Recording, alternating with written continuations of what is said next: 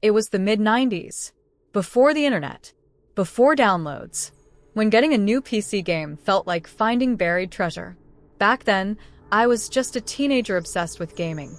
My best friend and I saved every penny to buy new titles: The Settlers, Doom 2, Monkey Island, real classics.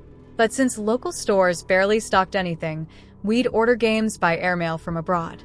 They'd arrive in these fragile, magical floppy disks, and we'd trade them, copy them, share the joy. We were part of this tiny underground circle of gamers who lived for pixels and loading screens. Those games were our world, our escape, the new kid in class. Confident, smug, and always bragging. He said his uncle had a massive collection of PC games, titles we'd never even heard of. Naturally, we were excited. Finally, someone who got it, someone who could trade with us. So we made a deal. We'd lend him our games. He'd make copies and give us some of his. Simple, right? But soon, things didn't add up. The first discs he gave us corrupted. The next batch? Unreadable. Then he forgot the copy protection files entirely. Weeks passed, then months. And by the end of it, we realized something sickening. He had every single one of our original games, and we had nothing. I remember the day it hit me. I slid a floppy into the drive, heard the grinding sound, and then that dreaded text on the screen. Disk read error.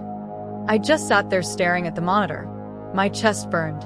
My hands trembled. It wasn't just about the money, though those games were expensive. It was about trust, about being made a fool of. He'd look at us in class, smirking, knowing exactly what he'd done. And the worst part? No one else cared.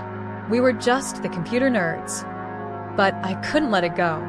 I wanted revenge, not just to get even, but to make him feel what it was like to be humiliated. Then life handed us the perfect opportunity. It was around the time AIDS campaigns were everywhere. Freddie Mercury had just passed, and the schools were full of awareness events and flyers. Now, I was a huge Queen fan. Freddie was my hero, a musical genius. But this kid?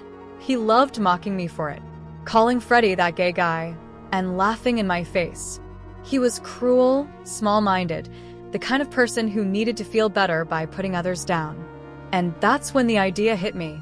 We were about to attend an AIDS awareness event organized by a local foundation.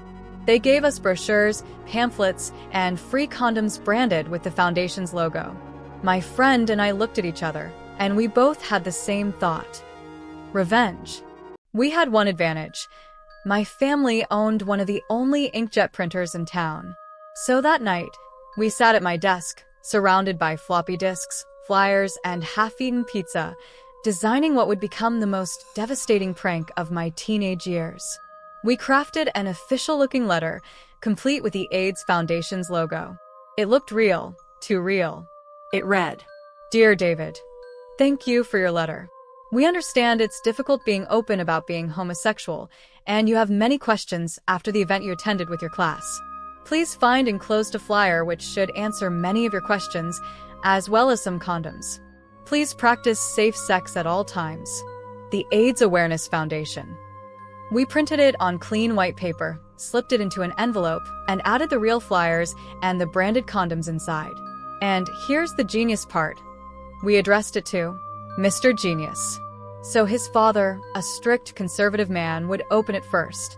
We dropped it in the mail the next morning and waited. 2 days later, everything exploded.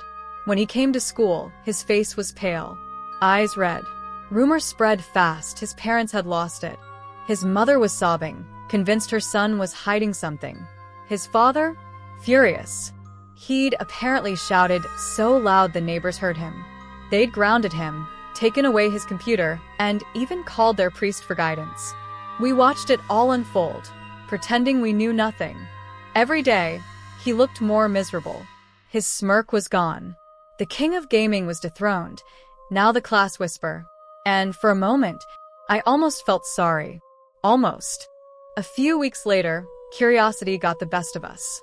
We started dropping hints, asking if he'd heard from the foundation again, or if his letter ever got answered. And that's when he realized. His eyes narrowed. He knew it was us. He didn't have proof, not yet, but he knew. And eventually we cracked and confessed. Next thing we knew, we were sitting in the principal's office, him, his furious parents, and us. The principal stared at us like we were criminals. His father called us evil. But deep down, even as I sat there pretending to be sorry, I felt this quiet satisfaction. Because justice, our justice, had been served. It's been 30 years since that day. We all grew up, moved on. Computers evolved. The internet changed everything. But that revenge, that perfectly executed teenage prank, it's still one of the best things I've ever pulled off. He learned what it feels like to lose control. To be on the receiving end of something he thought he could never deserve. Was it harsh? Maybe. But did he earn it? Absolutely. If this story gave you chills, hit that like button and tell me in the comments, what's the best revenge you've ever seen or done? And don't forget to subscribe for more true stories of karma, betrayal, and redemption. Until next time, remember, don't mess with the quiet ones.